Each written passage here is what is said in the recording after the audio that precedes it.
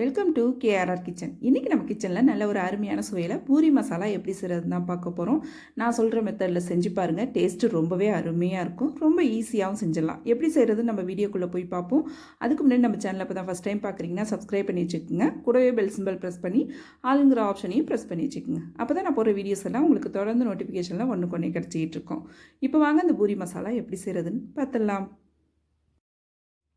இப்போ பூரி மசாலா செய்கிறதுக்கு அடுப்பில் ஒரு கடாய் வச்சுருக்கேன். ஒரு 2 டேபிள் ஸ்பூன் அளவுக்கு தேங்காய் எண்ணெய் சேர்த்துக்கிறேன். தேங்காய் எண்ணெய் சேர்க்கும் போது டேஸ்ட்டு ரொம்பவே அருமையாக இருக்கும்.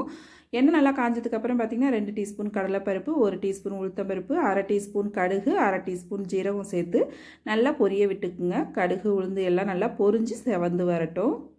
இப்போ நல்லா எல்லா பொருளும் நல்லா பொரிஞ்சு செவந்ததுக்கப்புறம் பார்த்திங்கன்னா கொஞ்சமாக பெருங்காயத்தூள் சேர்த்து நல்லா கலந்து விட்டுக்குங்க. இப்போ இதில் பார்த்திங்கன்னா ஒரு 4 மீடியம் சைஸ் வெங்காயம் கட் பண்ணி வச்சுருக்கேன். அதை இதில் சேர்த்துக்கிறேன். இப்போ வெங்காயத்தை பார்த்திங்கன்னா லைட்டாக தான் நம்ம வதக்கணும். ரொம்பலாம் வதக்கிடக்கூடாது. கண்ணாடி பக்குவத்துக்கு தான் நம்ம அந்த பூரி மசாலாவுக்கு வதக்கணும். அப்போ தான் டேஸ்ட்டு நல்லாயிருக்கும். இதிலே பார்த்திங்கன்னா ஒரு 1 டீஸ்பூன் அளவுக்கு இஞ்சி பூண்டு பேஸ்ட்டு சேர்த்துக்கிறேன். இதுக்கு பதிலாக நீங்கள் இஞ்சி பூண்டு துருவிட்டு கூட சேர்த்துக்கலாம். அது உங்கள் விருப்பம்தான். இப்போ இஞ்சி பூண்டு சேர்த்து ஒரு 2 செகண்ட் வதக்கி விட்டதுக்கப்புறம் ஒரு தக்காளி பழம், 4 பச்சை மிளகாய் சேர்த்துருக்கேன்.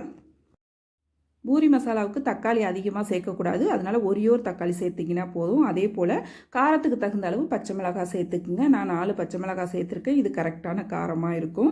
இது கூடவே ஒரு 1/2 டீஸ்பூன் மஞ்சள் தூள், இந்த மசாலாவுக்கு தேவையான அளவு உப்பு சேர்த்து நல்லா வதக்கி விட்டதுக்கப்புறம் பார்த்திங்கன்னா 2 டேபிள் ஸ்பூன் அளவுக்கு கடலை மாவு எடுத்து வச்சுருக்கேன். இந்த கடலை மாவு இந்த மசாலா கூட நல்லா வதக்கிட்டு நம்ம வைக்கும் போது டேஸ்ட்டு ரொம்பவே நல்லாயிருக்கும். ஒரு 2 செகண்டுக்கு கடலை மாவு பச்சை வாடை போகிற வரைக்கும் நல்லா வதக்கிக்குங்க. அதுக்கப்புறம் பார்த்திங்கன்னா நல்லா ஒரு 1/2 லிட்டர் அளவுக்கு தண்ணி சேர்த்துருக்கேன். நல்லா கலந்து விட்டுக்குங்க.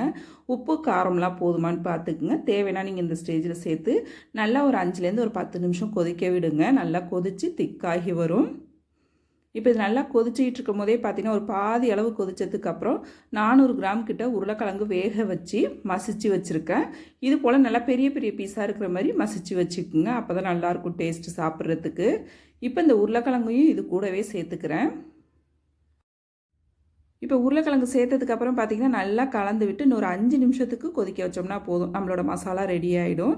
நல்லா கலந்து கொடுத்துக்குங்க. அடுப்பை வந்து மீடியம் ஃப்ளேமில் வச்சு கொதிக்க விடுங்க. அப்போ தான் நல்லா உப்பு காரம்லாம் நமக்கு உருளைக்கிழங்குல ஏறி சாப்பிட்றப்ப டேஸ்ட்டு நல்லாயிருக்கும். கடைசியாக கொஞ்சமாக கருவேப்பிலை கொத்தமல்லி தூவி நம்ம இறக்கிக்கலாம். நல்லா ஒரு 5 நிமிஷம் கொதிச்சதுக்கப்புறம் கருவேப்பிலை கொத்தமல்லி தூவி 2 செகண்ட் மட்டும் நல்லா கொதி வரட்டும். ஒரு கொதி வரட்டும். கொதி வந்ததுக்கப்புறம் நம்ம அடுப்பை ஆஃப் பண்ணிடலாம். இப்போ பாருங்கள், மசாலாவோட பக்குவம் உங்களுக்கு தெரியும். கொஞ்சம் தளர்வாக இருக்கிற மாதிரி இருக்குல்ல, இந்த பக்குவத்துக்கு எடுத்துக்கிட்டிங்க அப்படின்னாக்கா இந்த மசாலா நல்லா ஆறுனதுக்கு அப்புறம் பார்த்திங்கன்னா நல்லா திக்காகி வரும். சாப்பிட்றப்ப டேஸ்ட் நல்லாயிருக்கும். நமக்கு கரெக்டான பக்குவத்துலேயும் இருக்கும். அவ்வளோதான், நம்மளோட பூரி மசாலா ரொம்ப சூப்பராக அருமையாக ரெடி ஆகிடுச்சுங்க. நீங்களும் இதே பக்குவத்தில் நான் சொன்ன மாதிரி ட்ரை பண்ணி பாருங்கள். ரொம்ப அருமையாக இருக்கும். பூரிக்கு மட்டும் இல்லை, சப்பாத்தி கூட வச்சு சாப்பிட்றதுக்கும் ரொம்ப அருமையாக இருக்கும். ட்ரை பண்ணி பாருங்கள். ட்ரை பண்ணி பார்த்துட்டு எப்படி இருக்குன்னு எனக்கு கமெண்ட் பண்ணுங்கள். என்னோட இந்த ரெசிபி பிடிச்சிருந்ததுன்னா லைக் பண்ணுங்கள், ஷேர் பண்ணுங்கள். மறக்காமல் நம்ம கேஆர்ஆர் கிச்சனை சப்ஸ்கிரைப் பண்ணி வச்சுக்கோங்க. நாளைக்கு வேற ஒரு ரெசிபியோடு சந்திப்போம். தேங்க்ஸ் ஃபார் வாட்சிங்.